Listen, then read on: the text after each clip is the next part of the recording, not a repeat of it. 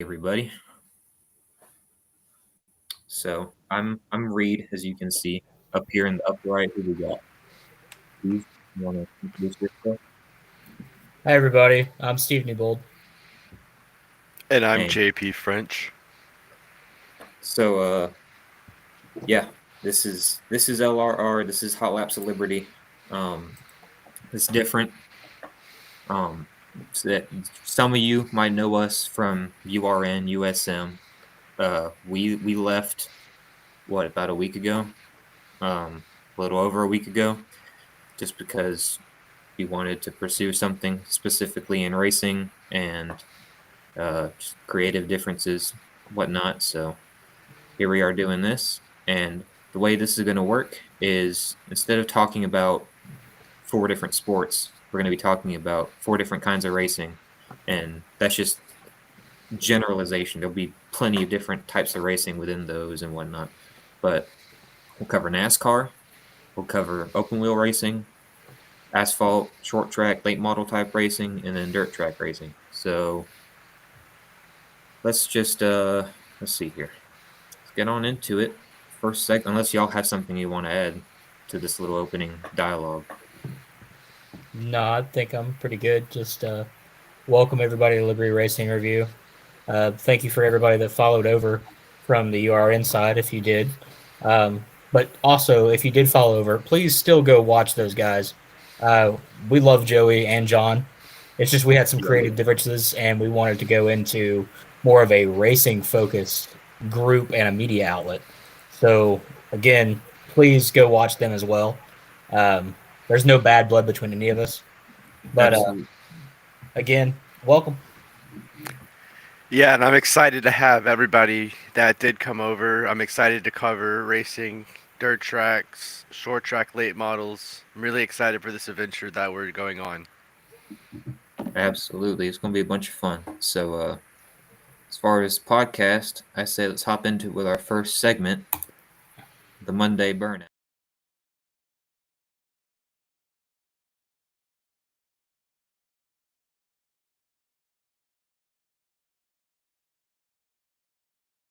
So we're going to talk about NASCAR and everything related to it, Cup, Truck, Xfinity. So, first item of business is the Darlington recap. So, a lot of action at Darlington this past weekend. I guess we start with trucks. So, what's y'all's takeaway from the truck race besides Christian Eckes winning?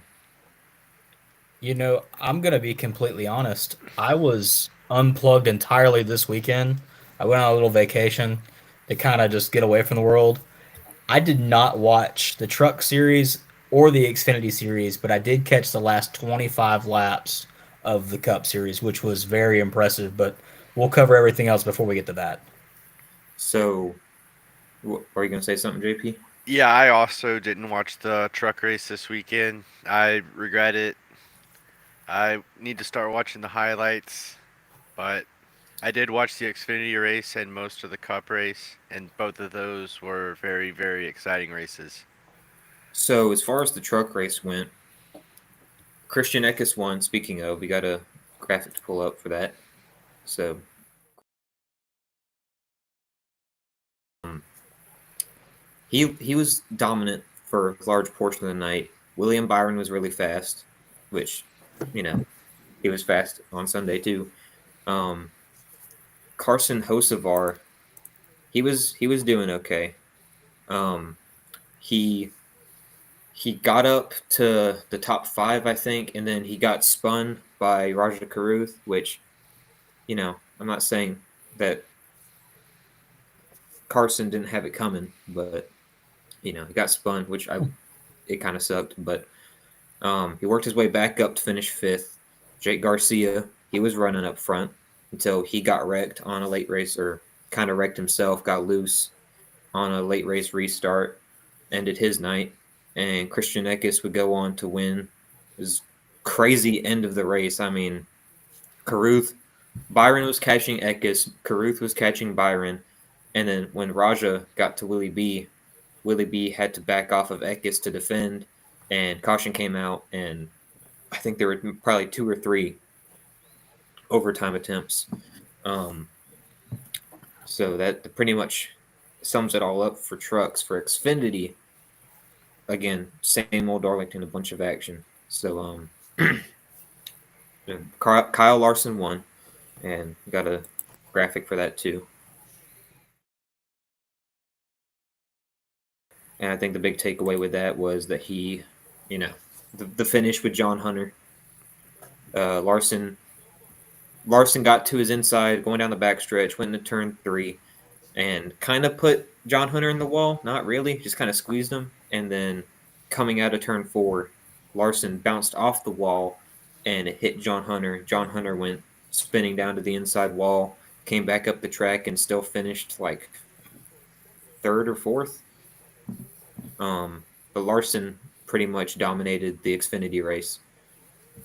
Hey, we got Seth in here watching. So, howdy, Seth. Hey, buddy. What's up, Seth? So, Larson dominated Xfinity, which Larson in a colleague car, I mean, that's to be expected, I guess.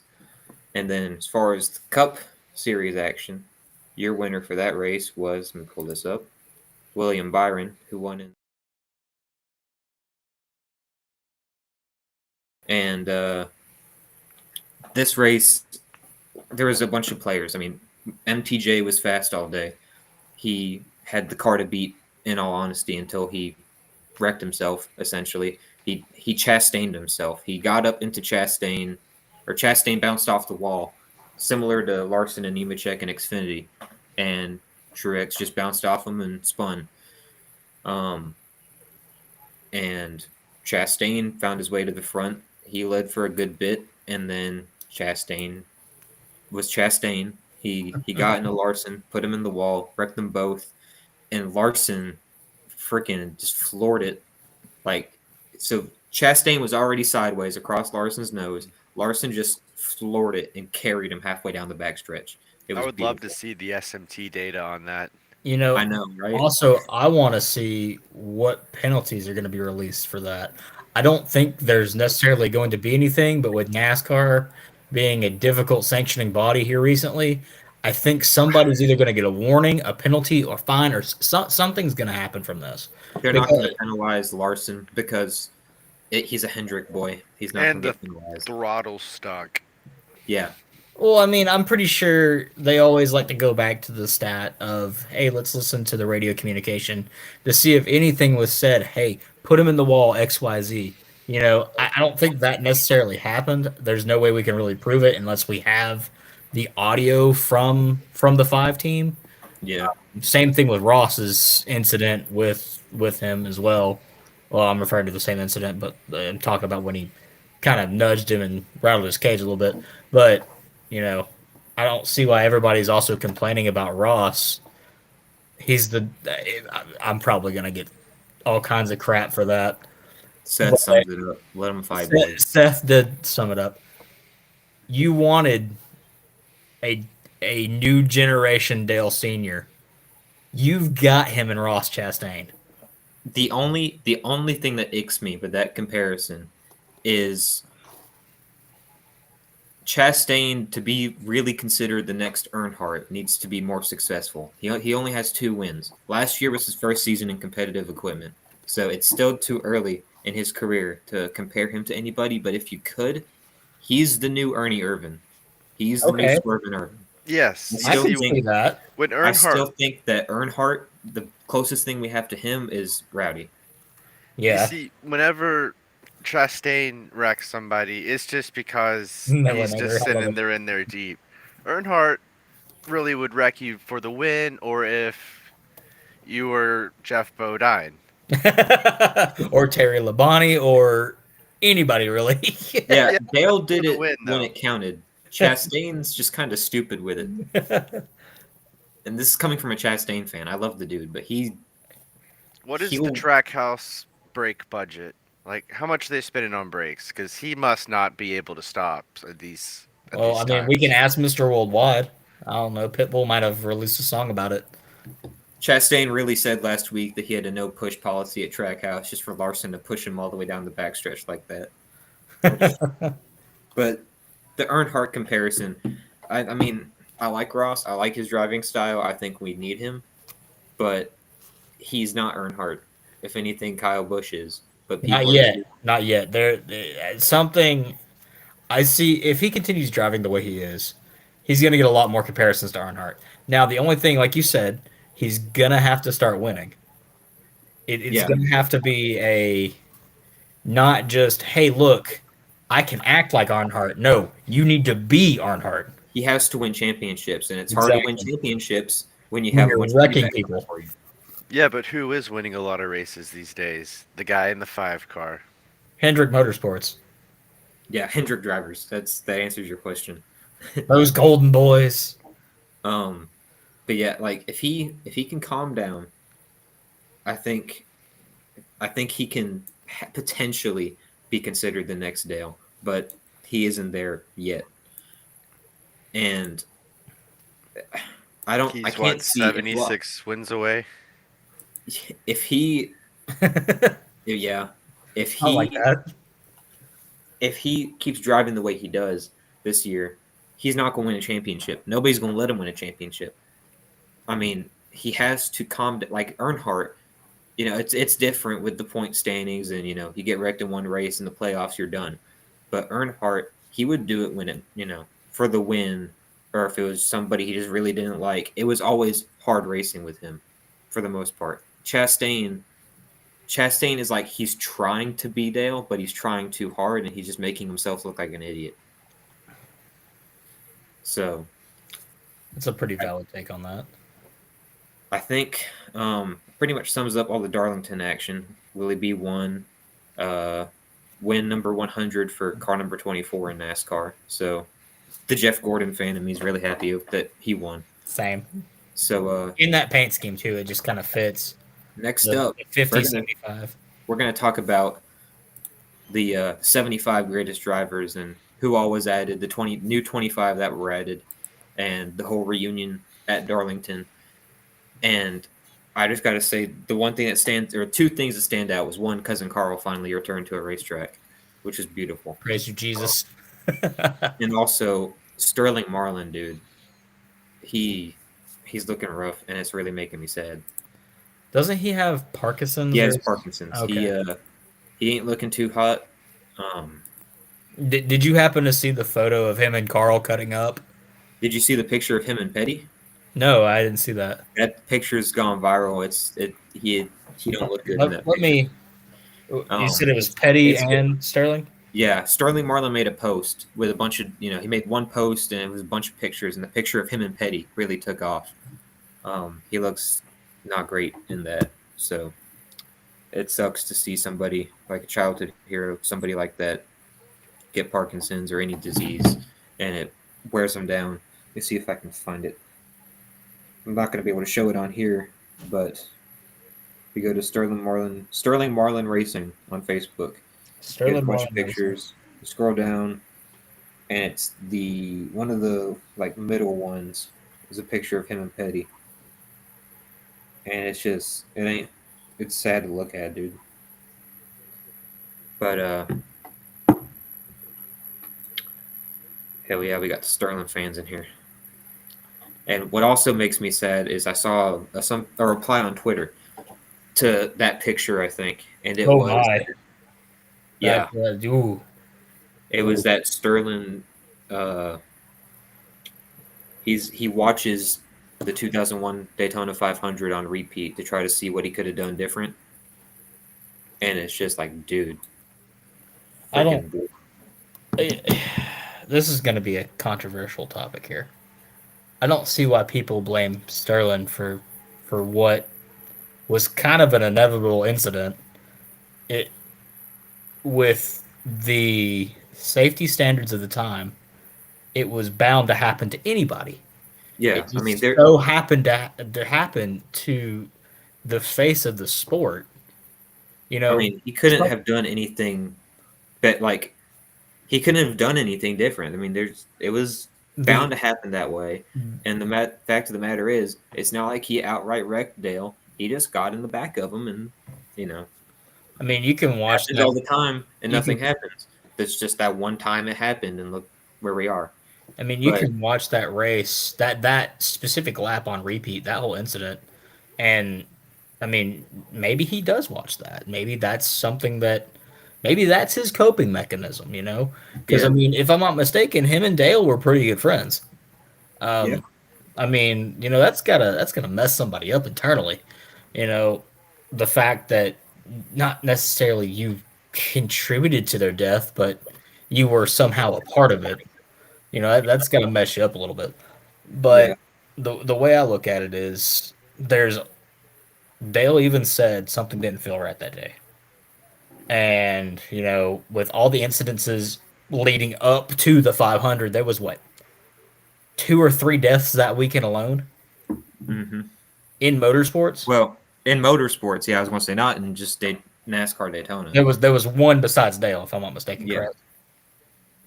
But moving on from this, since we're kind of getting off topic, the 75 greatest drivers. I'm just going to briefly mention some of the people that were added that I think were great additions. I mean, Kyle Busch, Kurt Busch, great additions to the list. The winningest set of twins in NASCAR history. Carl Edwards, Brother cousin Carl Carl. got added. See, it keeps dang it phone. Denny Hamlin got added to it. That was really cool to see. Casey Kane, Matt Kenseth, Brad, he got added. Everybody loves Casey Kane though. Yeah, love that Casey Kane got in it. Chase, yeah, Dick Trickle didn't get in. Justice for my man, but They put Tim Richmond in. he's not in there. I don't believe. You know, I'm a little disappointed about that. Not gonna lie. Oh wait, he is in it. He is in it. Oh, okay.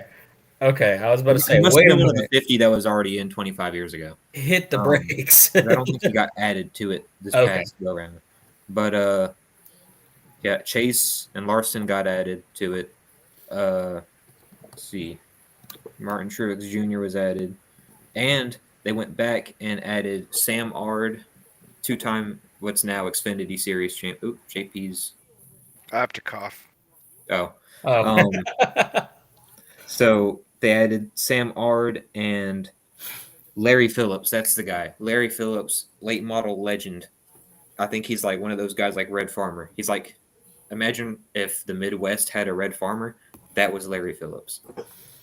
So it was cool to see him added. God, I love Red Farmer. He is the best. I love that man. But so I guess that's kind of just a brief recap of who all was added. I guess moving on, the next to last thing to talk about for the Monday Burnout segment is our predictions. We're not going to make picks, just predictions for North Wilkesboro. So you got trucks and Cup Series running there for All-Star Weekend. The truck race is a points race. Or I think it is, anyways. It is. The Cup is. race is just All-Star race. But honestly, I think we're going to see, whether you want to say it's fabricated or if it just naturally happens, I think we're going to see some kind of a last lap or last 5 laps bump and run type of finish. I mean, it's Old school.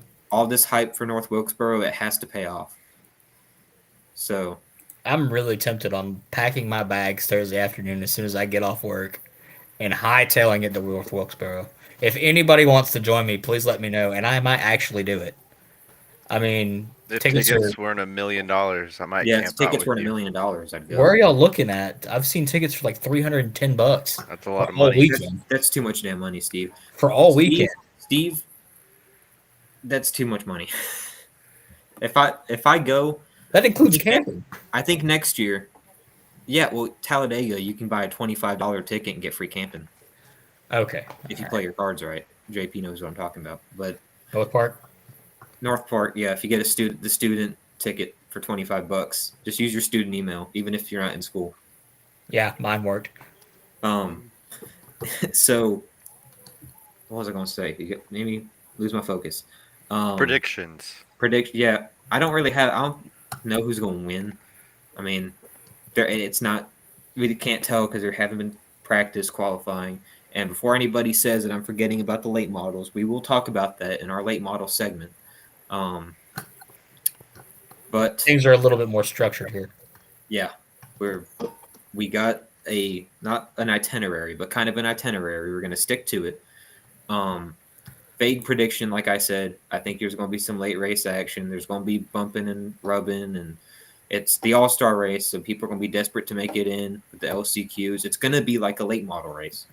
I mean, it's going to be an awesome weekend. You know, I kind of wish, with this also being, I guess you could call it throwback weekend again.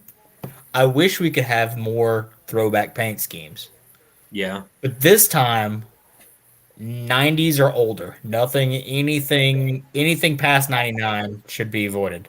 Or not, well, hold on. When was the last race at North Wilkesboro? 94? 95? sometime Yeah, I in the think so. 90s. Okay. So anything before either of those years, let's throw it back. Like, actually do a real throwback. I want to see drivers, coming in like old school suits. I would love to see that. That's just my personal opinion. Yeah. The Woods Eric brothers does a Jones is good doing job a of throwback, doing I that. think. What was that, JP? The Woods brothers do a good job of doing that. Yeah. The throwbacks. Yeah, they wore the old suits with the white pants this weekend. Mm-hmm. Oh, that's awesome. I love the fact that they did the They take excise it. scheme. The Wood brothers always take the throwback weekend 110%. Well, maybe because they are throwback Yeah, they're, and 110, but they're that's another throwback story. guys.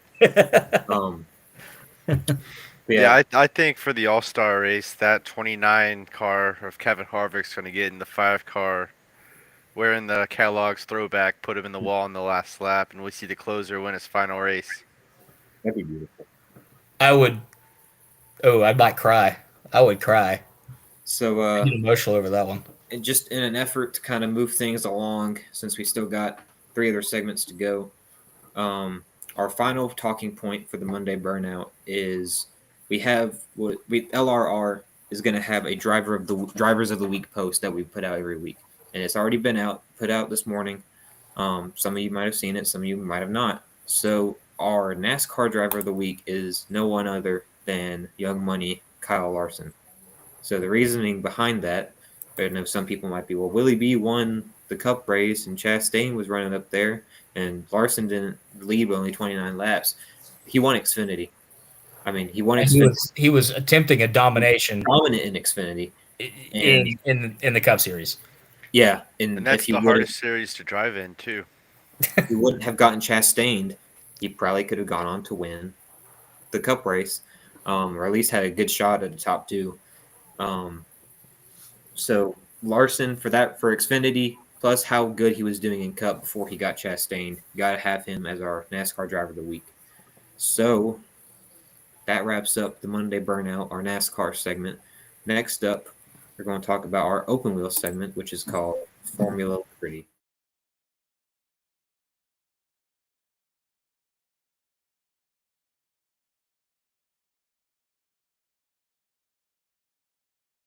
But Formula Liberty, first thing we got to talk about is IndyCar. We had the GMR Grand Prix at Indy at the road course. Christian Lundgaard got the pole. This is his second season, I think. It is. So yeah, first career pole, especially with the team he's with, Rahal, Letterman, Lanigan. They struggle. They struggle for the most part. So to see them get a pole position was pretty neat. And Alex Palou would go on to win, and I think it was who was it? Who's the podium? Ward and Rossi. Yes. Um, It was a McLaren 2-3-5. Yeah. 2-3-4. Well, Lundgaard got 4th. Yeah, 5 then. Lundgaard got 4th, which that was still an impressive showing from him. Yeah, he was holding off Scott Dixon, Colt Curta for a long time in those closing laps. Yeah. Held off Rosenquist to finish. It was a great race from him. And my man Scotty Mack didn't do so great. He finished like 14th or 6th, something tenth. He didn't do that great. None of the Penske guys did great. I don't know what it is about the Indy road course and Penske not matching up, but Will Power got spun at the start by Kyle Kirkwood, who, yeah, I don't like Kyle Kirkwood, but I'm not going to go into Kyle Kirkwood right now. But so that's kind of the basic recap of the IndyCar action. Steve, I'm gonna let you do the talking for once. Okay. All right. I I like gotta it. one second.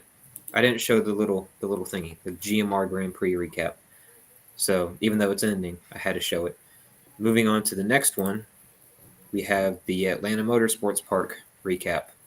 So Steve wasn't there in person this week, but he wrote up an article about all the actions. Why don't you tell us a bit about what went on? So first off, I just wanted to say thank you to Atlanta Motorsports Park for coming with us to the LRR project. They were wonderful supporters of URN. Now they're going to support LRR. Um, and I look forward to all the different events that we're planning and all the races that I will be attending in the booth with them or on track or wherever position I'm at with them on race days. Anyways, to kind of give a little update, the AMP Summer Car Series is officially kicked off. We're in round three. So kind of what AMP does. It's round three. I verified that with Mr. Rigdon earlier today because he texted me the Huh. chief media. Yeah, I messed up on the article. I do apologize to anybody that's read that currently. So was last week round two, or was last week round three? Because last week, Okay, so this is where I got confused. I'm gonna just get this out here real fast. So the kart series is a week ahead of the car series. So I posted okay, about the kart series last week, thinking I okay, posted about the car series, and I got them all mixed up. Anyways. Round three was in Dawsonville, Dawsonville, Georgia. For those of you that don't know, Atlanta Motorsports Park is a 16-turn road course. It is a wonderful track, lots of elevation change, very difficult. But to start off with, there was a special guest that actually appeared at the track that nobody really knew about. If anybody's familiar with Top Gear, the Stig was there. He actually commentated for, I want to say, two races, which was the Downforce Series race. AMP actually had a historic field in the downforce class. They had 15 cars, which is the largest downforce class that they have had to date. They also had four new Praga R1 race cars. Now, I don't know if anybody's familiar with Praga. Praga makes go karts, they make race cars, they make helicopters, they make airplanes, they make everything. But the Praga R1s are really, really, really neat. They basically look like a. I actually don't imagine like a Lamaze car, but a little bit smaller. But anyways, a new track record was actually set um, it by Stig. 1 minute and 7 seconds in a downforce open wheel car, which Was it is was it the Stig or the Stig's American cousin? yeah. no. This was the Stig. This was the actual Stig. I can't remember Was his. he a British dude or was he an American dude? Oh no, Because he's very, very British. okay, Very British. His accent was crazy, but the downforce class actually ended up with veteran driver who's not really that old. Raiden Nickel pulled off the win in the downforce division. He had a pretty sizable lead. If I had to guess, probably God, maybe a quarter of the track. I mean, he took off. He dominated that race. He held off Barry Davidson and last week's race winner Chris Hunn for that victory. Um, Continuing on with the races at AMP, we had the Spec Miata class that came out with a strong start. There really wasn't that many drivers that was in this field, but if you guys read the article from last week, there is one driver that I want to talk about in particular, um, Blake Fabiani. Blake Fabiani, this dude is awesome. Just wanted to run down what happened to him the last week. Last week he ran into some major issues. He had his basically he rebuilt his entire car over the weekend. Ended up finishing on the podium in this race, and he stayed up all night. We talked with him. Stayed up all night trying to rebuild this car. So Saturday comes around, this previous race day. He qualifies on the pole in dominating fashion.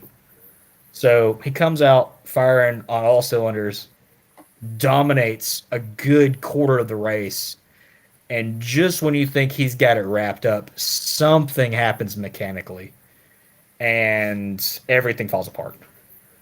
He actually got hit.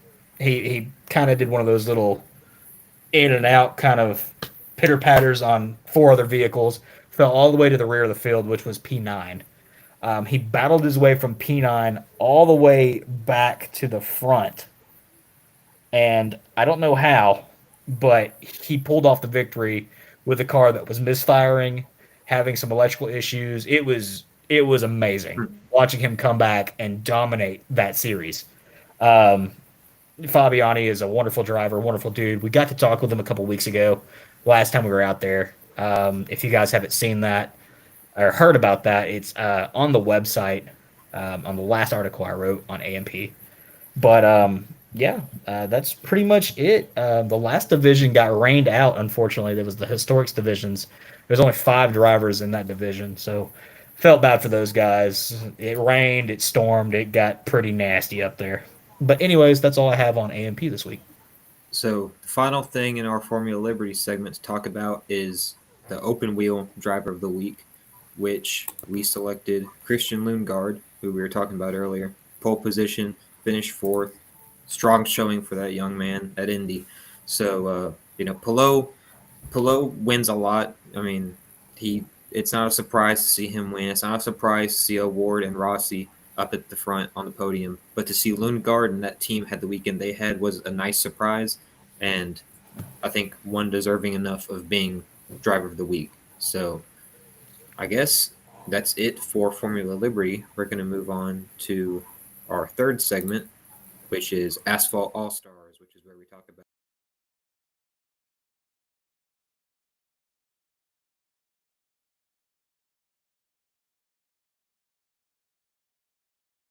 first thing we have to talk about for Asphalt All-Stars was recapping the action from Nashville Fairgrounds this past weekend. So there were 3 races. But to get into the first one, I do not know who won, so let me pull up Race Monitor. I just know that there was a race. There was a CRA street stock race. What was the guy's name? Brett Hudson. He won the race. I think that's not right. Hold up. Here we go. Brett Hudson was second. Chuck Barnes Jr. won the race because I remember it was the number 44. Friend of ours, Dave Mater, he was running in that race. He finished 10th, so he wasn't really strong up there. It's like, I mean, the CRA street stocks, they're unlike any other street stock division I've seen. They're just crazy. So that was a interesting race. I remember seeing him when we went to Nashville for the 400 last year. Now to the race that really matters, the Pro Late Model race. So somebody who we had interviewed, or I had interviewed for the website when we were still with URN, Dylan Fetcho, he started the race out front, and then he started falling back. And what was the dude's name? Corey Dozier? I think it's Dozier. I think Corey it's Dozier. He led a majority of the race. And Jackson Boone was running 3rd, 4th for most of the first half. And with about 25 to go, there was a caution. Bunched them all back up together. And top 3 was Dozier and Jackson Boone and Dawson Sutton and the Rackley War car.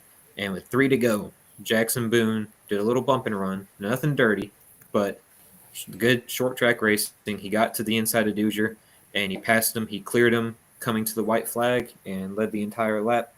And came back around to the checkered flag, and our man Jackson Boone, who was a good friend of ours at URN, he found his way in the victory lane for the first time this year. So that was neat to see. And that wasn't all. There's one more race from Nashville. There was an ARCA Menards East Series race. Luke Fenhouse won after, there was a late race restart with literally 1 lap to go. It fell perfectly. 1 lap to go. and William Sawalich had led the entire race, just for Fenhouse to pass him on the outside on the last lap on a restart and win. And there's a That's how video. it goes.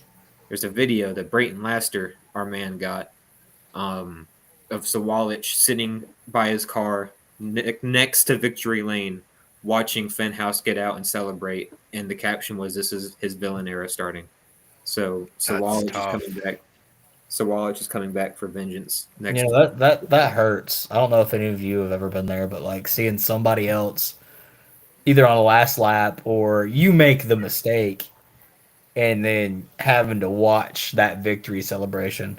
Yeah, You're and like, I don't know. God, that could have been me. I don't know if Sawalich, like, he didn't. It didn't look like he really messed up the restart. It's just Fenhouse just was faster on the outside, which at Nashville is hardly ever seen. The way around Nashville is the inside, and Fenhouse passed him on the outside, and he cleared him going into 3. So Sawalich kind of took the bumper to him to try something, but he couldn't move him out of the way, and Fenhouse won. And we had mentioned Brayton Laster. He was actually running this race. Finished like 14th, 20.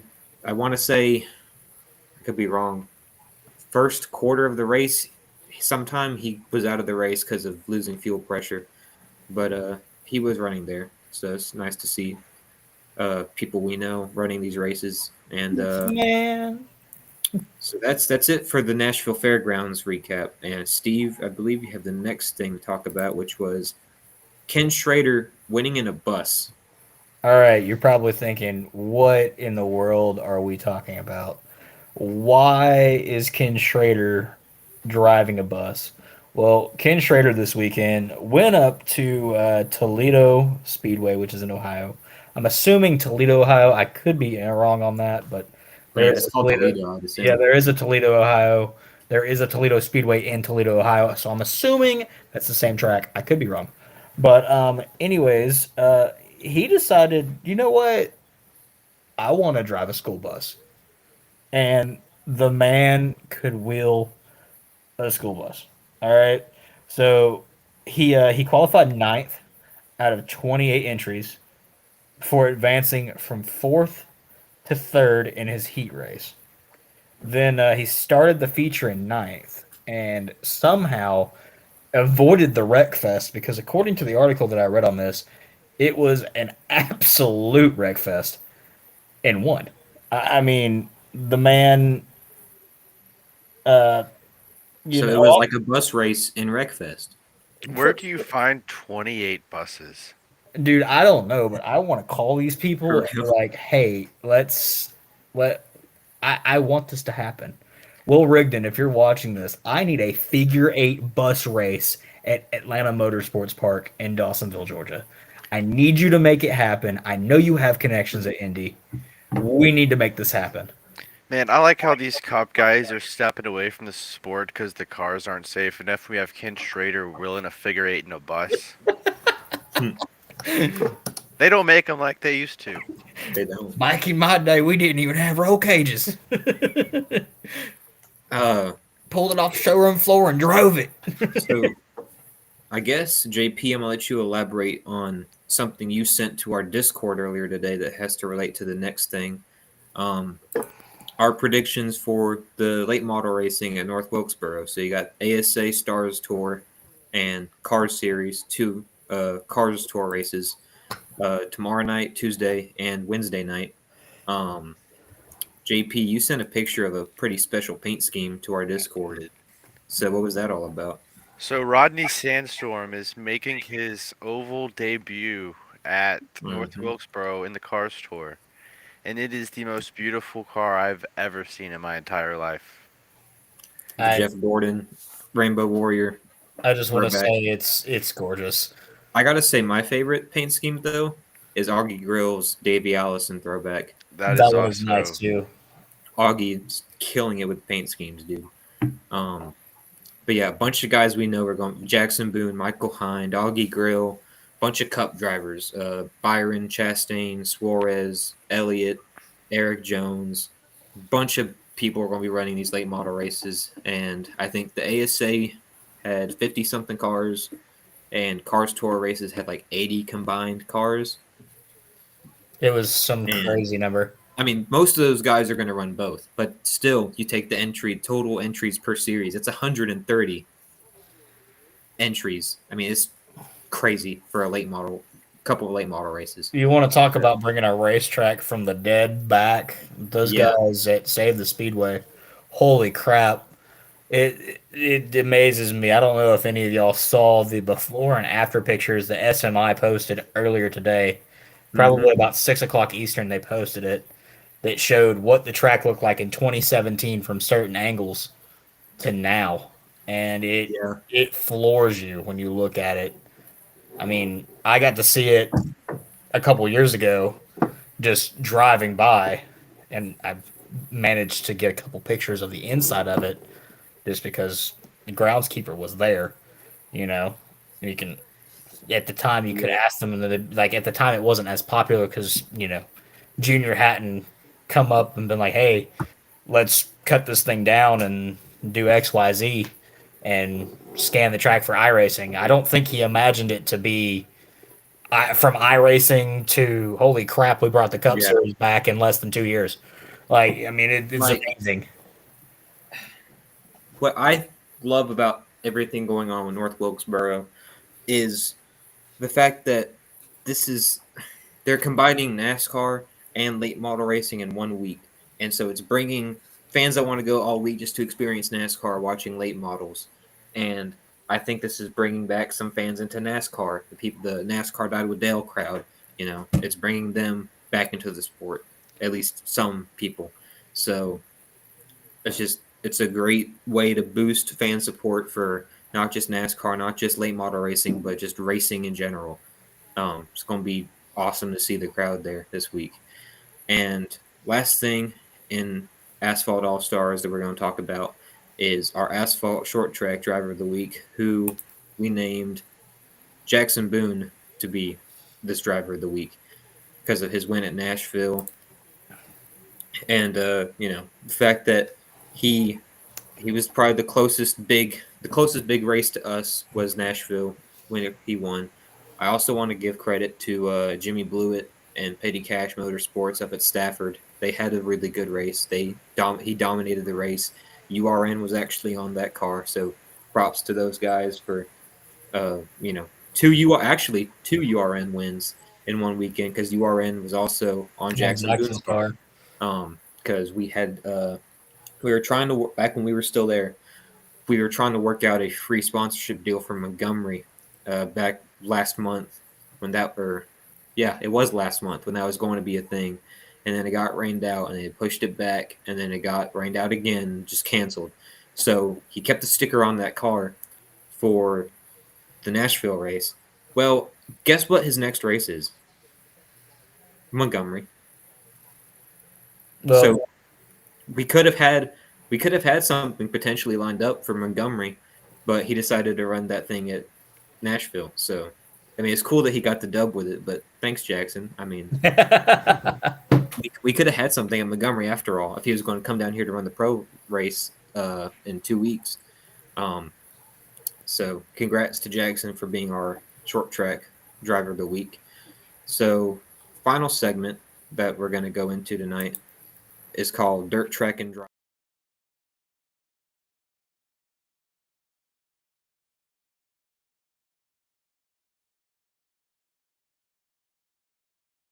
So there wasn't much dirt action to talk about, but probably the biggest storyline, let JP take care of this, was So Who's Big the Cat Big Cat? Brad Sweet got his first win at Williams Grove over the past week. It's been a long time coming for him. Fourth win of the season, I think. fourth win of the season. He had tried over 50 to get a win at Williams Grove, and he finally got it. so So- is this Brad's Dale Daytona 500 moment? Pretty much.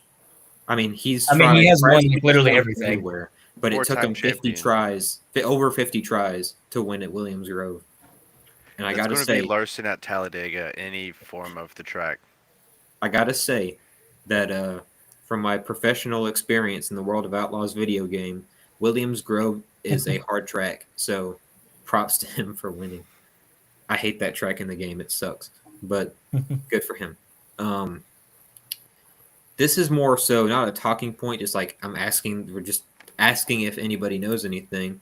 Upcoming dirt races around us. I mean, I do know that World of Outlaws late models, I think Thursday or Friday, are racing at Marion Center, which is in New York, somewhere up north. And then they have a race at Port Royal the next day, and then another race 2 days later somewhere. As far as Are they doing like 3 or 4 races this week or something like that? It's something Yeah. ridiculous.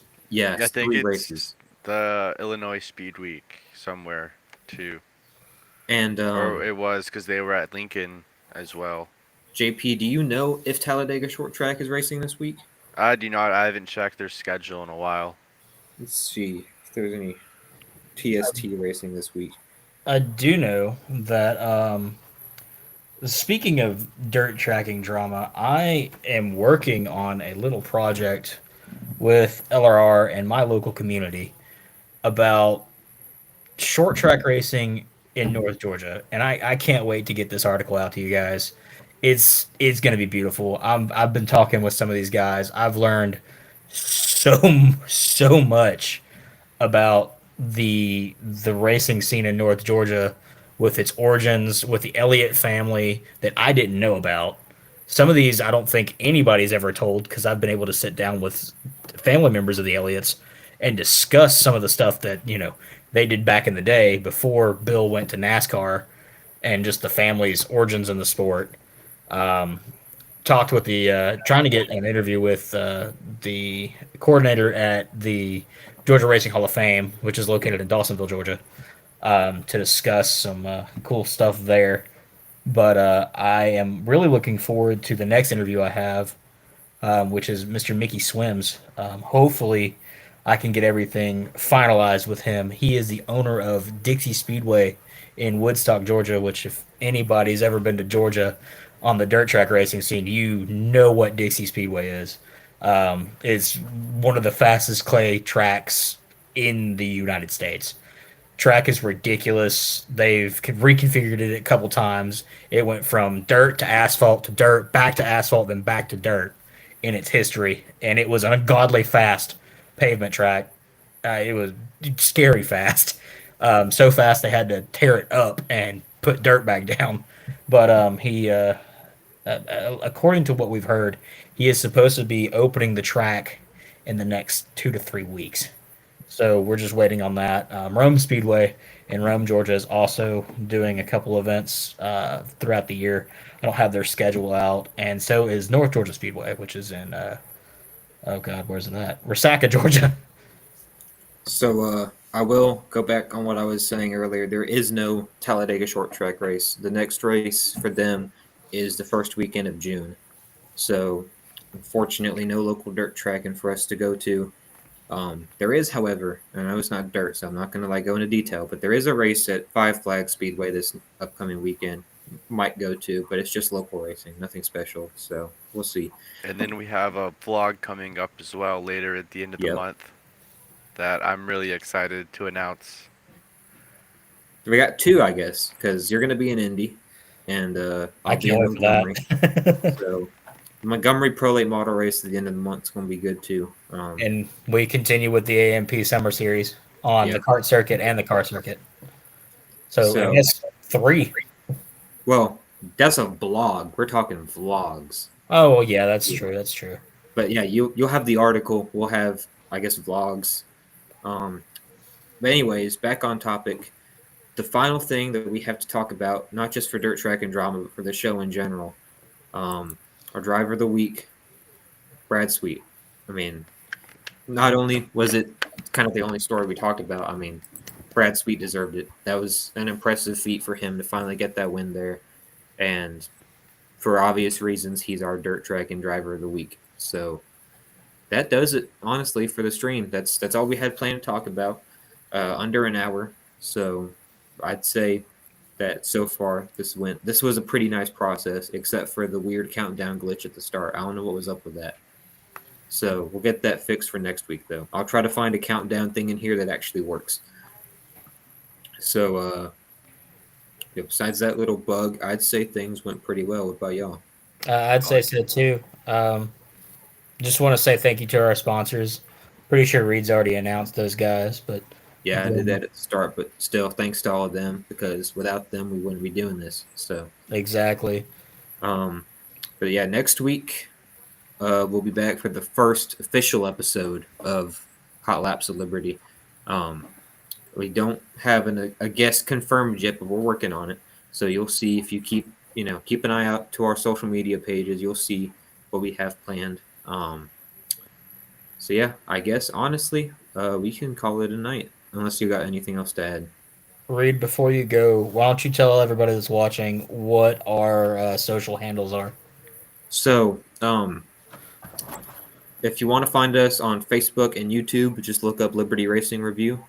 If you want to follow us on Instagram, that is at LRR, or no, that's at Liberty Racing Review. Our Twitter is at LRR underscore official underscore because pretty much every other good variant of LRR or Liberty Racing Review was taken. So Liberty Racing Review is too long, and I couldn't just put LRR official or anything because there's a million Twitter accounts, 13 billion gazillion Twitter accounts. So I mean, we can get us a little blue check for $8 a month. yeah, but that's not going to be worth it if we only have 2 Twitter followers. Yeah. Plain and simple. If you want to find links to all our socials, go to our website, libertyracingreview.com. It's where you can find everything. You can find information about us, information about our sponsors, our partners, our social media. You can find all of our articles we've written. You Here can find soon, contact information. yeah, here soon you'll have contact information on the website. So if you any potential questions you might have can be answered by going to libertyracingreview.com.